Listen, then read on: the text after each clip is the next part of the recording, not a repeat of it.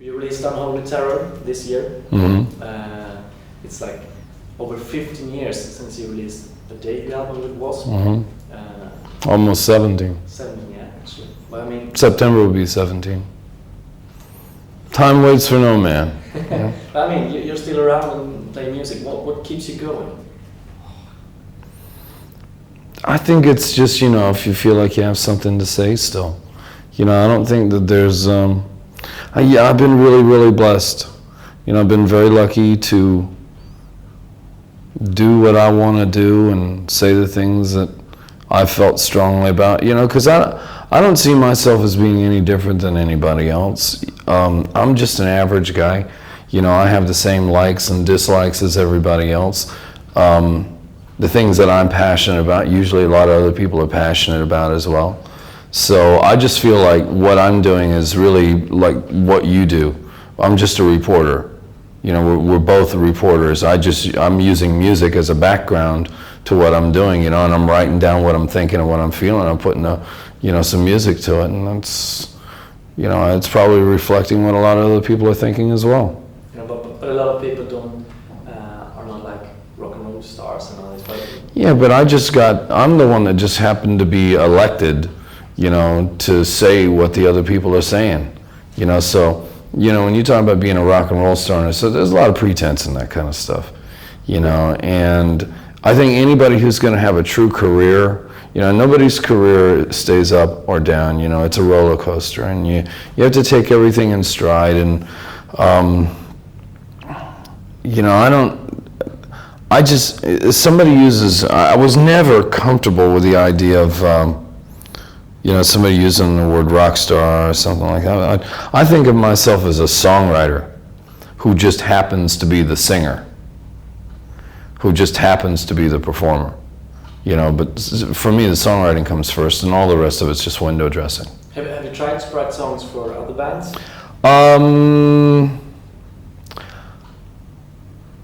No. If the opportunity presented itself, maybe. I've been lucky enough where I've not had to go out and hustle my songs to other people, you know. I've been lucky enough to be able to do them myself, you know. But, you know, I'm not saying that I wouldn't, you know, in the future. It's just, you know, whenever the opportunity presents itself, you look at it on an individual basis. Yeah, because a lot of the ones that were like huge stars with the heavy metal scene in the 80s, who liked that kind of music, a lot of them today is working with like Backstreet Boys and stuff like that. I mean, just writing songs to them. Or Bon Jovi. We got this Swedish guy who writes all the hit songs for all the boy bands you've never heard of, and he's I guess he was like a huge W.A.S.P fan and this stuff. And I think that's. Well, you know, but then again, musicians, real musicians, and it's a cliche, but it's true. We see it as there's only two kinds of music. There's good and there's bad and there's nothing else. And, you know, it's, a lot of people put labels on it and things like that, but I think musicians really resist that. I know I do. Do you ever hope for this big media attention and big success that you had in like the mid-80s? Well, it's just different now than it used to be. You know, any band that makes a big noise when they first come out gets 5 years. 5 years of being in that tremendous glaring spotlight where it seems like everything they do is reported and documented. And we certainly went through that. Your life is not your own anymore. And, you know, I look at somebody like Eminem now, and I watch what he's going through, you know, and there's only a few guys that have ever really walked that walk that understand what that feels like. And it's a difficult place to be. But I look at it now that you can take a band like myself, you know, our band, W.A.S.P, and although the media attention is not as great as it was maybe 10 years ago, we've carved out that niche for ourselves with the fan base that we have, which is enormously dedicated. And to be honest, you're probably appealing to a lot more people than the average person might think. You know, just because you're not on the front page of a newspaper anymore doesn't mean that there's not an audience that respects what you do, you know, that appreciates what you do. And I think anybody that has a long career understands that, and they carve that niche for themselves, and that's really what makes them successful. It's not, you know, success is not about can you make it for 5 years. It's can you do it 10 years, can you do it 15, can you do it 20? Like you know, that's right. You know, and none of those bands are going to be, you know, they're never going to have the appearance of constantly being on top. And, you know, you hear people use the expression, oh, well, they're making a comeback or they're doing this. No, it's not a question of that. Having a true career is being able to ride the high points as well as the lows. But sometimes the lows is what you choose for yourself. It's not just, you know, the public not accepting you anymore. I think what happens, you know, with a band like us, and I've seen it in a number of other cases, after that first 5 years that we're talking about, you sometimes need to go away for a while to reevaluate who you are, what it is you're trying to say, who are you right now? Because after you go through that circus for 5 years, you come out of it and you don't know who you are. You know, your whole world gets turned upside down and you have to reevaluate who you are, where you're going, you know, what is it you want to say with your music, and really try to get into a place where you become steady. And I think that to me is the meaning of success. I guess one of the big reasons that you made it to the front pages all over the world in 1984 was, of course, the show, the horror show. Right. How did all that started? Boredom. Absolute boredom. You know, when we first got together, we never ever really intended on playing live. We were trying to get a record deal. We had been in Los Angeles, and we knew that the only way to get a record deal was you had to do a good demo tape. And so we had gone in and we had recorded what ended up being the majority of our first album. And so we were waiting for a response from record companies. And in our haste, you know, we got bored and we decided, well, why don't we go out and play live and, you know, see how people react to this stuff. We didn't even have a name, you know, much less a concept of what we were going to look like, where we were going to, you know, a show or any of that. And so then we chose a name that was controversial.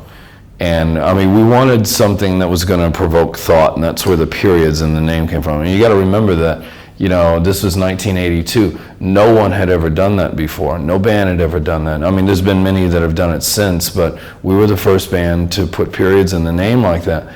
And it drove people crazy. I mean, it worked far better than we could have ever imagined. And it still does to this day. People, you know, I hear a new definition every week, what people think it means. But that worked really well. And so then we said, okay, what are we going to look like? And, you know, are we going to do something? You know, and we all basically looked at each other and we said, well, do you want to just stand there and play? I mean, that's not what I want to do. What do you want to do? You know, and it was the kind of a thing that we thought, well, if we do get a record deal and we end up on tour, we're probably going to be doing this show 300 days a year. We had a very short attention span, you know. We thought, you know, if we're going to have to do this 300 times a year, it better be something that entertains us as well as, you know, hopefully entertain other people. So that's really where it came from. A lot of people think that there was this big master plan of how we engineered it all, and I would love to take credit for that, but it really wasn't like that. It was a process of building, you know, of taking one step and putting it in front of the other. So it wasn't like a meeting, you know? Okay, we got to throw meat to the audience. No. It just, like I said, it just all evolved out of us just trying to entertain ourselves. Were you surprised of the attention? Yes. Because I remember thinking, you have to remember that it takes extreme personalities to do the kind of show that we've done over the years. So I said earlier that I feel like I'm just a regular guy, and I am in a lot of ways, but there's a side of my personality that I realize is extreme, that, you know, your threshold for tolerance of whatever is going to entertain you gets higher and higher the more you do things. And we knew that. So we started doing things that were, we thought was amusing to us. Some of it we thought was absolutely hysterical. But we also knew at the same time that a lot of people would not get our dark sense of humor that we have. And that's really what frightened people, because they didn't know when we were serious and when we weren't. And I must admit, looking at the early films of us playing live, I know what was serious and what wasn't. But when you look at the look in our eyes when we're playing, it's almost like it's like looking at a young boxer who's out there trying to take the title away from whoever's got it. And the look in our eyes, that's what scared people. I mean, when you see a cover like this today, well,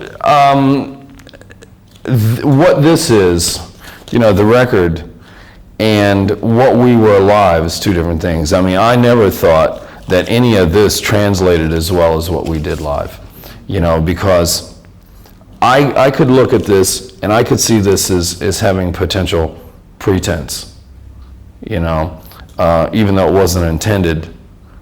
I could easily see how somebody would think that it wasn't real. But no one that ever come to see us, I mean, after they got past the initial record, I never remembered hearing anybody say, they're not real. They might have said they didn't like us. They didn't care for what we were doing. They didn't like the music. But they never said that we weren't real. And that's what scared people more than anything. Yeah, because, I mean, parents, the media, everybody, sure. Everybody was, they were so scared of you. You were Satan's people, as they said.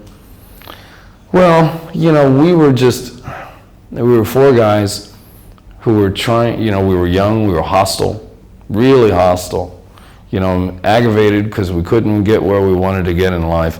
And I think that was translating through in the performances. I still think that a lot of that translates now in the songwriting, because I think that, I was talking about being a voice for some people.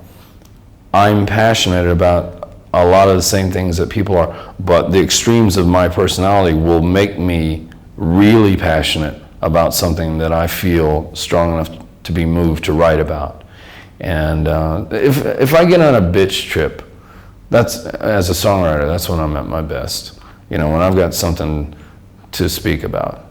So whether it's doing a show visually or it's writing something that moves me emotionally, that's where I feel like I'm at my best. But back then, being on stage and all this, how did the audience react? When you threw meat up and drank blood and had this... I think it was, if you had 100 people, you're going to have 100 different reactions. But the thing that I got out of it most was two basic reactions. Was that the people that understood that we were just having fun, and those that took it way too seriously. And we used to look at all the controversy and quite honestly could not figure out what the big deal was all about. To us it just didn't seem that extreme. And I don't think the show in of itself, to be honest, was really offensive to people. I think there might have been elements that got the headlines in the newspaper, but I think more than anything, the thing that frightened people was the way we did it. It's not what we did, it's how we did it. And that was that genuine believability. I was talking about a young boxer a while ago. I still see that in us to this day when I look at films. The me that's talking to you right now is the same person who's out on that stage. I don't feel any different than when I'm there performing or when I'm talking to you right now. But there is a clear difference when I look at film that I can see myself now in an interview, and then I'll see myself on stage and I see that killer look in my eyes and I go, wow. There's just something that takes over. And do you miss that? Excuse me? Do you miss? Well, no, I'm saying that I still am like that even now. But I think that that's what you have to be able to get out there to control an audience, because I'm a great believer that either you control the audience or it controls you. And they can be an angry mob if they're controlling you. And I don't want to be controlled in that sense. In Sweden, when you were performing there, it was like this. They had debate programs. Yeah, I heard all about that. I mean, the people there were very, very, very upset. Yeah, but you know what? That's like any other group or organization of people who are afraid of something. It's all based on fear, because you got to remember, yeah, I mean, all human instinct of survival is based on control. Everybody wants to control. You know, I was talking about controlling an audience. Okay, that's my survival mechanism. You know, with parents, they want to control their kids. You know, everything is about control. Everybody wants to control their situations so we feel more comfortable as humans. You know, but parents, the things that they don't get, and that, I mean, they were kids themselves. They understood what it was about, but when they become parents, they start to forget a very simple, basic rule, that if they've done their job properly, they need not fear me or anybody else that's remotely like me. Because if they're, you know, somebody like me, they see me as being dangerous. They see me as making their job harder. And I understand that. But all I'm doing is I just feel like I'm a reporter. Like I said before, I'm reflecting the things that I'm seeing going on in the world. Some of it I like, some of it I don't like. But if they've done their job properly, they need not fear me or anybody that is remotely like me. Do you have kids yourself? Not that I know of. But that's what I would do. I would impress upon them, you know, the values of the things that my parents impressed upon me. You know, so you don't have to be in fear of your kid watching a Roadrunner cartoon, you know, and all the violence that goes on within that. I mean, some of the arguments that I hear coming out of parents today are pretty ridiculous, because these are the same people, I mean, they're part of my generation that I grew up with, you know, and we all went through that, and most of us turned out okay. You know, because our parents taught us what was right and what was wrong, and now they're freaking out because maybe they're not doing what's right. I mean, that's the problem, that part of that modern phenomena that we have in America, where kids are taking guns to school and things like that.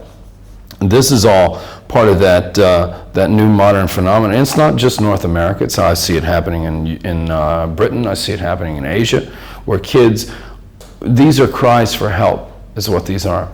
And I really can't blame the kids. You know, I point the finger at the parents for not doing the job that they should have done in the first place, because you have two income households where the mother works and the father both work. They don't really understand what the kid is doing. I mean, how's a kid building a bomb in the basement of his house and the parents don't know he's doing that? I mean, my mother had eyes in the back of her head. She knew what I was doing before I did it. I cannot grasp the concept that parents don't know what their kids are doing, you know, but yet, you know, the kid blows a gasket somewhere, you know, they bring this machinery into the world, and that machinery breaks down and it goes out and it kills a bunch of people. And what it's saying, what that piece of machinery is saying, is that they're saying, give me a little love, give me a little attention, and maybe I won't blow up, maybe I won't explode. Give me attention, or I will make you give me attention. These are all cries for help. That's what these things are. In some way, the things you were doing and still are doing helps some kids, perhaps. We wrote a song on the new album. Is called Unholy Terror, and there's a song there called Locomotive Man. And Locomotive Man deals with these issues. And if you hyphenate the word locomotive and break it in half, locomotive, it goes from being a train to being, you know, the Spanish hyphenation of crazy, loco. And somebody says, well, you know, you realize that parents aren't listening to your music, so why would you write a song that's really directed at the parents? Because they're right, the parents are not listening to the music. But you know, one of the things that I've learned over the years is that you get a lot of people listening to your music, and you would not believe some of the fan mail that we get of kids who are desperate out there. And you think to yourself, well, yeah, they're probably right. The parents won't listen to this and they won't get the message of what I'm trying to say. But maybe there's a kid out there somewhere who's this close. He's on the verge of going off the edge. If he thinks maybe there's somebody out there who understands, somebody who cares, maybe it'll make him think twice. Maybe it'll give him a little hope. Maybe it'll give him that little bit of something that he's not getting at home. But at the same time, some people would think that you, by playing rock and roll music, creates this rage and all this stuff.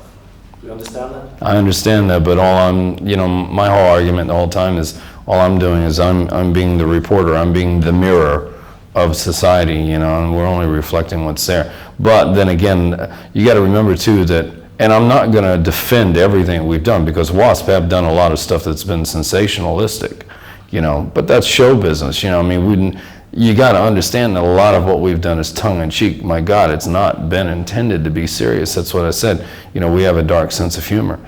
And I don't see anything wrong with that. You cannot take everything in life deadly serious. There are times where I want to say something that I think has social merit, and the same critics we're talking about right now won't go look at those things that I'm saying. They dismiss that, and think that it's not important. They only want to go for the sensationalistic aspect of it, which is really not that important. That's just, a bunch of people blowing off steam. If you don't have some release mechanism, if you don't have some way of venting it, then yeah, you do have a problem later on down the line. Mm-hmm. But back then, who did you want to scare? Who do you think you scared? Didn't want to scare anybody. Never did, didn't care about parents, anything. We were just trying to get everything that was inside of us that had been bottled up, we were trying to get it out, and probably the same thing that was happening then is what's happening now. I really don't feel much different. Could W.A.S.P have been this big name without the horror show, you think? Boy, that's like asking me. But I mean, how much was theater and how much was about rock and roll? You have to remember that anytime a band does something visually, whether it's us or whoever it may be, the audience has a tendency initially to listen with their eyes and not their ears. But I don't think any visual band, whether it's us, whether it's Kiss, Alice Cooper, Arthur Brown before him, I don't think that any of these bands musically would be able to stand the test of time if it wasn't for the strength of the music. Well, I mean, I don't see that much difference between seeing an old W.A.S.P concert or going to see like a play, a Shakespeare play. I agree. I agree, absolutely. I mean, one of the things I always found fascinating is, whether it's Hamlet, Macbeth, any of that, when you watch traditional Shakespearean theater, where someone gets their tongue cut out and really they're using pig's liver and the guy spits it out on the stage. I mean, to me that was far more offensive than anything W.A.S.P ever did. But this is considered classic theater. It's all about how something is being sold to the general public. I mean, you created headlines in the 80s. Someone before you did that as well. Sure. Alice Cooper. Sure. Do you remember, what did you think about his show? I guess you. I thought, well, it wasn't just him. I mentioned Arthur Brown before him. And I looked at all these guys and I thought, wow, what a wonderful playground this is, to be able to vent how you really feel.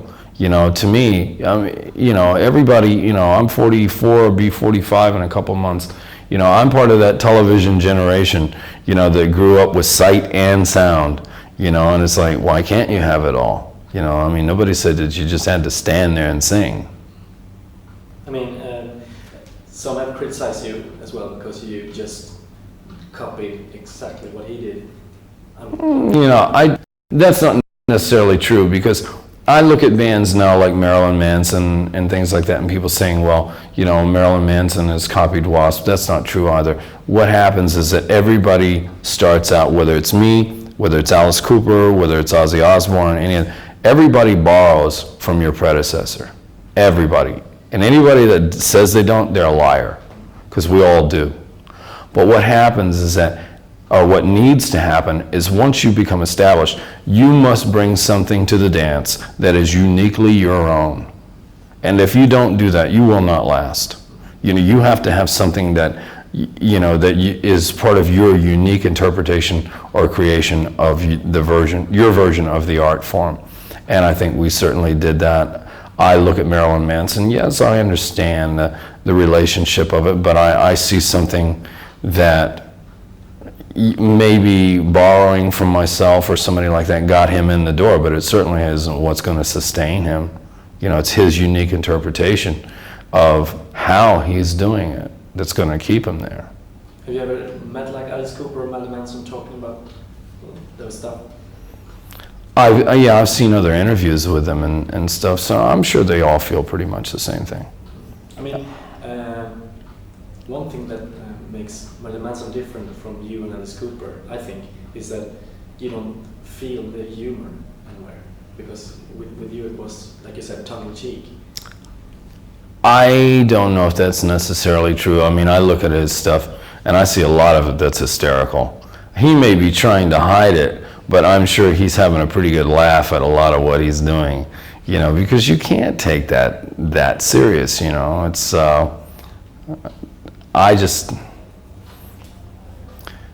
you have to have some sort of relief somewhere. You can't have it all black and all white. There's got to be some sort of balance there. If not, they'd all be in jail. You know, I mean. Last thing here, I mean, when it comes to putting horror into a show, I mean, choreographed horror, something like that, is there like a limit? This is too much?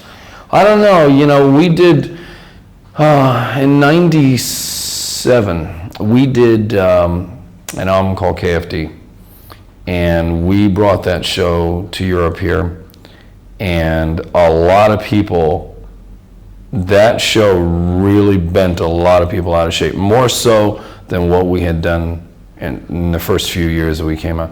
I thought it was the best piece of rock theater I had ever seen, not just W.A.S.P, just anybody. I thought it was well choreographed. It was designed to make people real uncomfortable. It was a major, major political statement about what was happening in America at the time. The metaphors that we used, people did not understand the relationship or the correlation between some of the imagery that was going on. And it was just too much for them. They just could not watch it. But I think from a social point of view, the things that we were saying were really relevant. But I think that, yeah, you can go too far. Not that I felt that we did. When I say you go too far, a lot of times an audience is a collective mentality. It's kind of like going to a Formula 500 race, car race, you know, or some sort of, you know, Grand Prix or something like that. I think secretly down deep inside, the audience goes there not just for the sport, but secretly hoping to see the crash. But when the crash happens and it's right in front of their face, it's so horrific that they have to turn their head. You know, it's that morbid curiosity where people see an accident on the side of the road and they want to get up there and look at it, as long as it's not too bad. But if it's really bad and they see that there's people really in trouble, they can't look. So they think they want it, but they don't really know what they want. So can you take it too far? If there's something to be said from an artistic point of view, no. From the general public's psyche or their collective mentality point of view, we found out that you can. And I'm not talking about parents, I'm talking about your own audience not being able to understand what you're saying. And this is coming from something that I thought, from a point of view of, I thought, the best rock theater I'd ever seen. So yes, you can. And a footnote to that bothers me, because when I'm doing something and my own audience doesn't get it, that's a little discouraging, because you say, well, you know, I can do stuff for the sake of art, you know, and do it in my living room to 4 or 5 people that appreciate it, you know, or I can alienate my whole audience, you know, so there's a delicate balance there. Back in 1984, when everybody was debating all this stuff, were you aware of it? I heard about it, you know, after the fact. But it wasn't just here that it was going to, I mean, there was a lot of it all over the world. Everywhere we went, we were getting it. And call it naive if you like, but we just didn't understand. We didn't think it was that important. We thought, this is rock and roll. You know, this is not trying to end world hunger or, you know, stop nuclear war. You know, I mean, this is rock and roll, for God's sake. You know, I mean, we're not gonna, you know, we're not taking over the world. They didn't get it. Great honor speaking to you. Thank you. Thank you very much.